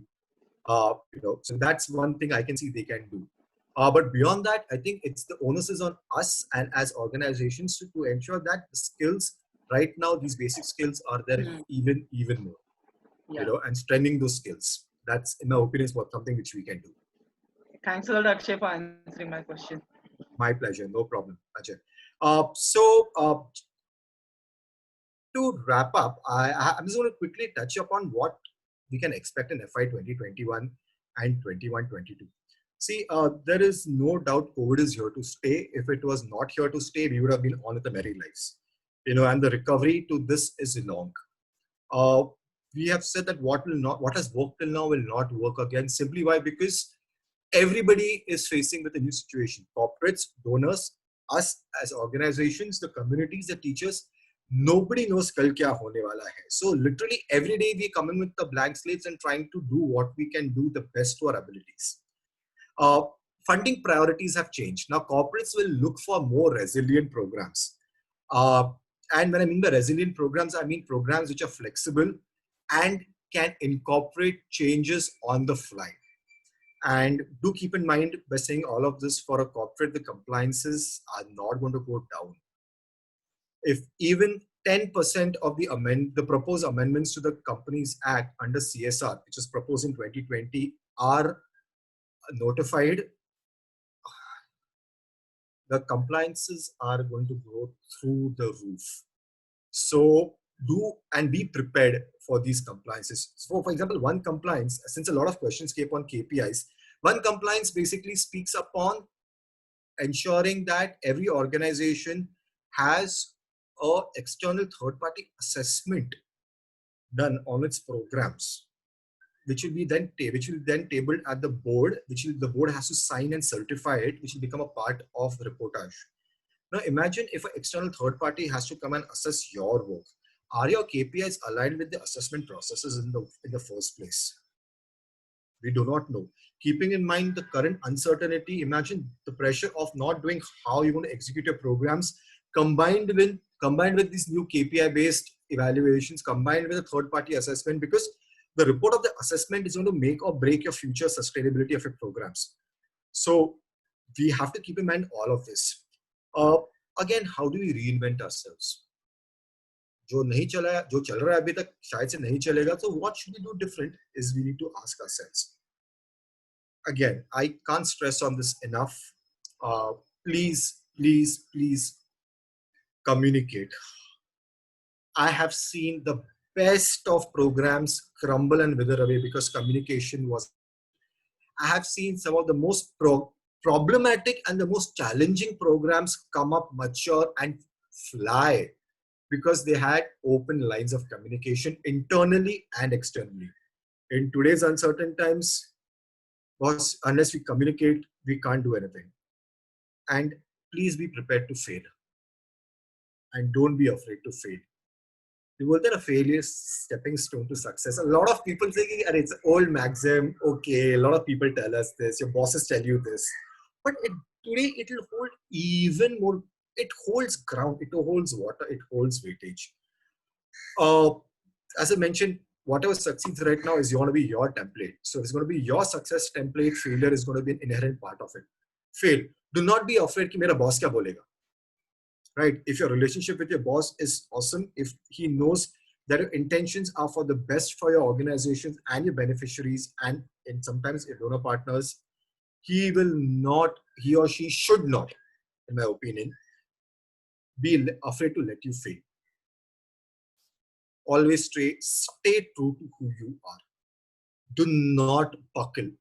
Donors have a way to pressurize. नहीं मुझे ऐसे ही चाहिए, नहीं मुझे ऐसे ही करना है. I believe this is the best way to go about it. Push back. Just to ensure sustainability, do you want to compromise on your programs to do something which you may not be either equipped to do, do not want doing something you don't want to do, or you see very minimal impact, keeping in mind the present scenario? Do realize you guys are the SMEs. There is no better subject matter expert in a conference room with the donor partners than you guys. Hence, you are at the table giving advice to your donor partners on what to do. Leverage your worth of being an SME. As subject matter experts, we have the right to tell our donor, boss, ye nahi hoga. Which means you have to stay true to yourself, to your part, to your programs. We need the programs to run this way. Otherwise, it will not run. Push back your donor. And trust me, nothing more for a donor. There is nothing more exciting for a donor than when he comes across a partner who says, boss, we cannot do this way. We have to do it this way. For us, it shows that we have partners who think, who are agile and are keeping the best interest of not just me, because they don't want me to fail. They don't want the communities to fail, right? So please keep that in mind. Always, if I may say so, always leverage the power of collective. Ideas need to be spread. Ideas need to be spread as far and wide. Thoughts have to be taken into consideration. Everybody is CEO. Sif CEO क्यों ideate करे? Yeah, why should the program leader ideate? Everybody should ideate. Come in with your points. Come in with solutions. Come together. Brainstorm. Create tangible outputs. I'm not saying sit together and discuss. Yeah, something which needs to come out of the discussion and then fly with it. Viewers' considerations have to be considered. Their views have to be considered. And one final thing, since I'm sorry I've overshot my time by 13 minutes, but I want to say one very critical thing. In my entire experience for the last 1 decade as a CSR manager, I have realized one thing, and the kind of partners I like to work with always represent, as I mentioned, the trust factor. They build my confidence. I have complete trust in them. Always communication is open and have faith in them. Please cultivate it. I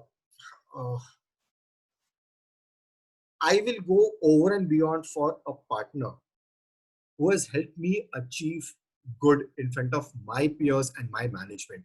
Because do realize, okay, and this is a blanket thing for every CSR manager.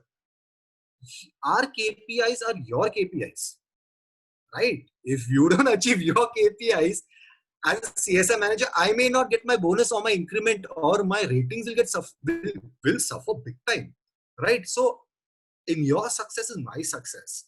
Then that holds true for every CSR manager. And we want to, and do realize for a lot of corporate CSR are shared services. They're not as marketing, or they're not supply chain, or they're not finance. They're not core functions. They're support functions. And support functions usually are not in the limelight in a corporate. कोई ताली बजाता नहीं है कि admin team ने कुछ अच्छा काम किया, लेकिन मार्केटिंग टीम ने कैंपेन रन किया, वाह क्या कैंपेन था. So how does a CSR manager raise his own bar in an organization? How does he ensure his own star is on the rise? You people ensure that he gets to do that, right? So the power is in your hands. Do realize that, right? So keep them engaged, help them become better. And I would like to sign off by saying simple is that do not be afraid, right? Challenges are going to keep on coming. This is just something just unexpected, right? We did not expect this. It hit us, and now we're grappling around in the dark. It's okay. Let us bruise our knees. Let us skin our elbows. Let us fall down. Let us fall flat on our faces. It's okay. You emerge stronger from today's scenario. You arrive to handle future, because as I mentioned at the start, COVID is the tip of the iceberg. आगे क्या क्या होता है पता नहीं है. पर you succeed now, I believe you will have the power to succeed in the future. And your communities, your people, your beneficiaries will succeed along with you. You'll be able to create comprehensive programs with the donor partners, and together you can amp it up. And I believe that is what I wanted to say specifically on what we can expect this year. A quick one is that, will the CSR availability next year get affected? It may. ये साल तो primarily has gone to PM care. So बाकी क्या है? Start setting expectation in your donor partners right now for next year. Do not wait till the month of December, January, and February. It's okay. Worst case scenario, you're making plans based on the worst scenarios. If things improve in the next year, wow, it improved. If things remain as status quo, you have already taken that into consideration. If things worsen, at least you have taken what is worse at this point of time and created programs next year for that, right? So the chances of it becoming worse are far less if you start creating resilient programs from this year onwards itself. That's what I would like to say. Again, PM कैसे पैसा जाएगा, जाता ही रहेगा. You can't help it. Packaging your programs is essential. Communicating those programs is essential. Showing value is essential. And showing value in this new norm is the icing, is what you need to do more. So that is what I can say we can expect in 2021, 2022, and the years ahead. So that was what I had to mention in today's conversation. So if there are any final questions, since we've exceeded our time by quite a bit, I'll be happy to take them and answer them. Anyway, anyone has any other additional questions? Akshay, actually, I like to Hi, ask, Mihala. for our beneficiaries, livelihood itself is a problem. So what do you think in your point of view? So like I can say, put it in Hindi, in my little Hindi, what I know. पेट पूजा पहले करे और education को बारे में देख. So classes we see Vidya as an educational NGO, we want to achieve our KPIs, and we of course we need to provide education, and like uninterrupted education should be provided to all the children. So we need to focus on that. But in their homes they are struggling with livelihood problems. What do you suggest? What should Vidya do in that scenario? Okay, so Mihala, here's the thing. We have spoken to the last hour and a half on the new uncertainties. You also mentioned right now there are uncertainties involved in the entire thing. What we need to do right now, and very basically, is to hunker down. Okay, we have to see what are our strengths. Do we really need to spread thin? Okay, running a livelihood program it's a world in itself, right? The facets of livelihood, right from mobilization to identification, the mobilization, course curriculum, deployment of curriculum, grading, evaluation, re-evaluation, then the soft skills part of it, and everything. Basically, objective kya hai? Employability, right? At the end of the day, to make people employable. That is a very big and large, broad. It's a different. The Vidya have to spin off a livelihood NGO in turn to get that. Do we need to do that? So I'm not saying do not do that. Okay, but the question is, do we need to do that in today's uncertain times, where the questions have been on program sustainability of our BAU, business as usual. जो हम करते हैं, what they say is, हमारे core programs को अगर sustainability का challenge है, do we then digress from it? let's do what we can do right now to ensure our core competencies are built up. See, I mentioned we have to keep on increasing our strengths. We have to keep us future-proof. We have to make it more viable. So how do we do that? So if we do livelihoods, yes, noble intent may or may not have an impact. Because again, livelihood is effective then you place somebody, फिर वो बंदा है कि नहीं वहाँ पर 3 महीने 6 महीने के लिए, you have to keep on tracking them. He leaves in 6 months, in like 3 months time or 15 days time. Then how to do a replacement? There is a very large the life cycle. Or if I take livelihood, the entire thing as a product, the product life cycle from initiation to completion is very, very large. And right now, Vidya, in my opinion, should not get into this. What we should look at are core programs, make them resilient, roll them out, keep on improving them. And in the process of doing that, if you can form partnerships wherein you can be the output for an organization's input for employability, where they run the employability, let's do that. That, in my opinion, is wherein your responsibility will be to ensure that the youth, for example, as even Ajay mentioned, who are graduating, for example, and they go into your partner, if you have a skilling partner who enter there is a direct correlation कि हाँ ये skilling partner है, यहाँ से वहाँ जाने वाले हैं, and this is what they need to learn. So then you can probably start brushing up some of the basic skills now on for itself. However, if you do create a livelihood thing, see, why do we, education क्या है? We are giving a level playing field for any person who is educated to choose his or her or their future basis of their life choices. Right? चौराहे पे बैठ के time pass कर रहा है और वो काम नहीं कर रहा है, but that's his life choice, right? Yeah. That's his life choice, and we can change it. He may change, he may not change. That's not in our control, right? But our objective is to give everybody a open level field and let the youth decide their livelihood options. So if Vidya rolls out a livelihood program with 4 specific skills, are we creating silos for those 4 skills only? So baki ka kya? And then do we want to start going down that road?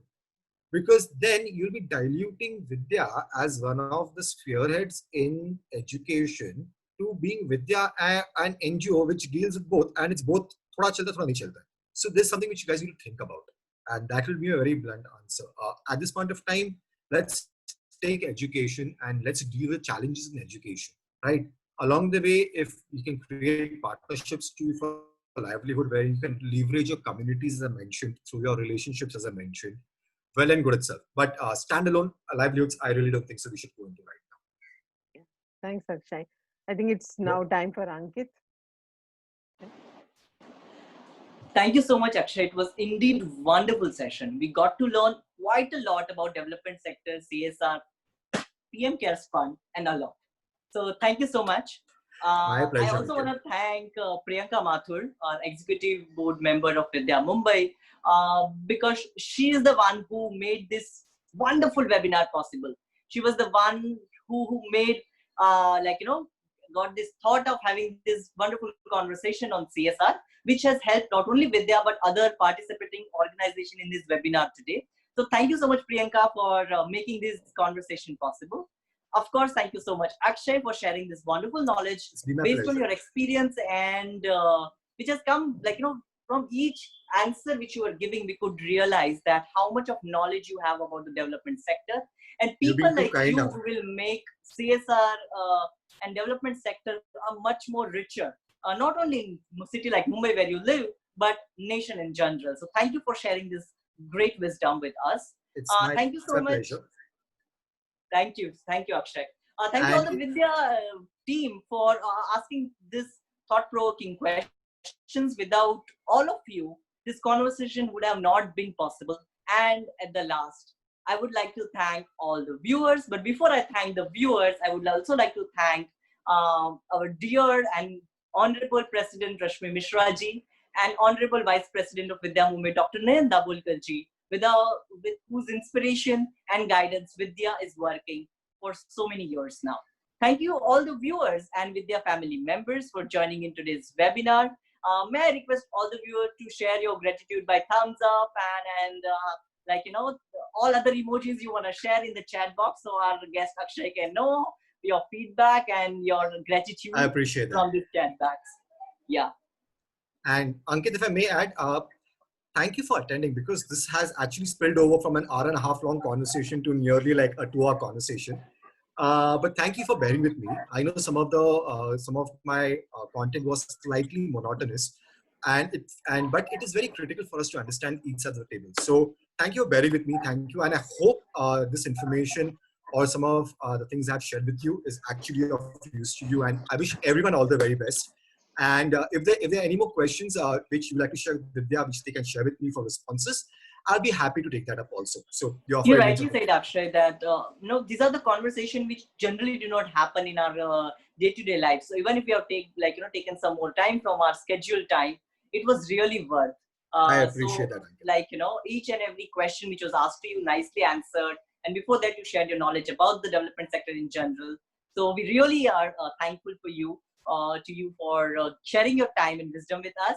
With this, namaste to everybody. Looking forward to joining you again at our next webinar. More details would be available to you through email and all other social media communication channels. And of course, do not forget to support us through our online donation pages, which are available in the chat box currently, where we are raising funds to answer the urgent need which our community faces due to COVID-19 pandemic. Thank you, everybody. Namaste. Namaste. Thank you, guys. Thank you, everyone.